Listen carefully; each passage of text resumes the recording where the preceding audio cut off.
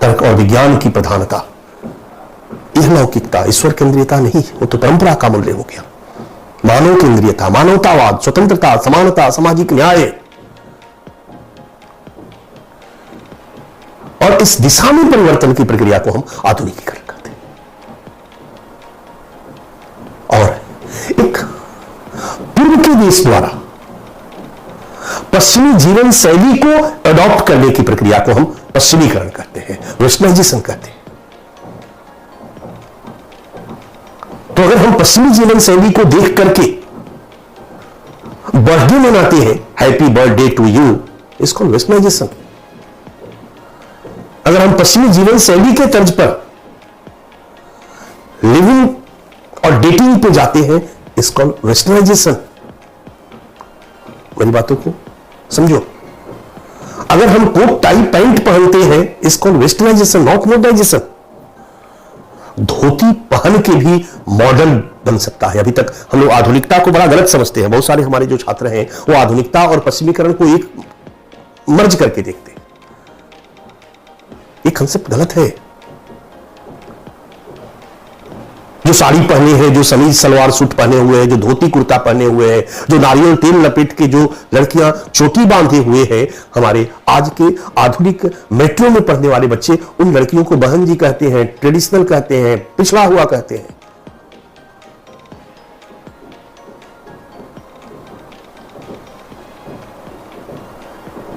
और बारमूडा पहन करके, टी शर्ट पहन करके, कैपरीज पहन करके, वो कान में लगा करके, और जब अंग्रेजी गाना पे थिरकते हैं, पसीतो पसीतो, अपने को आधुनिक मानते। कैपरीज पहनकर, बारमूडा पहनकर, टी शर्ट पहनकर, वो कान में लगाकर, लिपस्टिक लगाकर,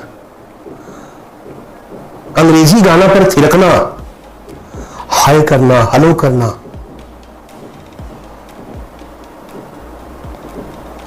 आधुनिकता नहीं है, आधुनिकीकरण नहीं है। अगर ऐसा करके आप अपने को आधुनिक समझते हो तो आप आधुनिक नहीं हो। मॉडर्न और मॉडर्निटी के कंसेप्ट को समझना चाहिए।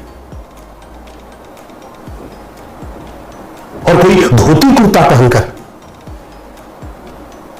तिलक लगाकर, संस्कृत का मंत्रोच्चारण करके पूजा करता है, तो महिला समीज सलवार पहन के, साड़ी पहन करके सिंदूर लगाती है, नारियल तेल और सरसों के तेल में चोटी बनाती है, आप उन्हें गैर आधुनिक नहीं कह सकते हो। वो गैर आधुनिक नहीं है।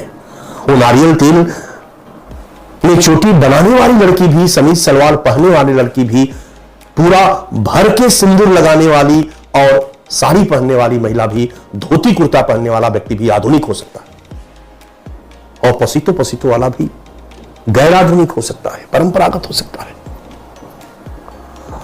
आधुनिकता का केंद्रीय मापदंड है तार्किक और वैज्ञानिक दृष्टिकोण। आपकी सोच तार्किक और वैज्ञानिक होनी चाहिए। आपकी सोच मानवतावादी होनी चाहिए। आपकी सोच में स्वतंत्रता, समानता और सामाजिक न्याय के मूल्यों को प्राथमिकता दी जानी चाहिए। अगर आप पसीतो पसीतो गाते हो और अगर आपकी बहन कहती है कि मैं लव मैरिज करना चाहती हूं, मैं दूसरे धर्म के लड़के से शादी करना चाहती हूं, और आप तलवार निकाल करके काटने के लिए चले जाते हो, आप आधुनिक नहीं हो। आप आधुनिक नहीं हो। और एक व्यक्ति धोती कुर्ता पहनता है और अगर उसकी बेटी या उसका बेटा कहता है कि मैं लव मैरिज करना चाहती हूं, मैंने पापा एक लड़के को पसंद किया है, और सहजता के साथ सुनता है और उसके वैयक्तिक स्वतंत्रता के मूल्य को महत्व प्रदान करते हुए कहता है कि तुम्हारा निर्णय है बेटा, अब तुम बड़ी हो चुकी हो, आप सोच समझ के निर्णय लो। एक मित्रवत उसकी सहयोगी की भूमिका में वो खड़ा होता है, जहां समझाना होता है वहां समझाता है। वो आधुनिक है। वो आधुनिक है। उसकी सोच तार्किक है, मानवतावादी है। ये सब करते हुए भी वो जातीय समानता के मूल्यों को स्वीकार करता है, अन्य जातियों को साथ में बैठाता है, इस तरह का कोई भेदभाव, छुआछूत नहीं करता है। और आप अंग्रेजी गाना गाते हो, कोट टाई पहनते हो, पसीतो पसीतो गाते हो, हाय हेलो करते हो, और जातीय सोपान में नीचे की जातियों के साथ आप दूरी बरतते हो, आप आधुनिक नहीं हो। ये है आधुनिकता। आप वेस्टर्नाइज हो चुके हो, आप मॉडर्नाइज नहीं हुए हो। आपने पश्चिमी जीवन शैली को अपनाया है, आप मॉडर्नाइज नहीं हुए। 1950-60 के दशक में आकर के समाजशास्त्रियों ने इस तरीके से परंपरा और आधुनिकता की संकल्पना को अलग किया। What is tradition and what is modernity, what is modern, और मॉडर्नाइजेशन और वेस्टर्नाइजेशन को अलग किया कि आधुनिकीकरण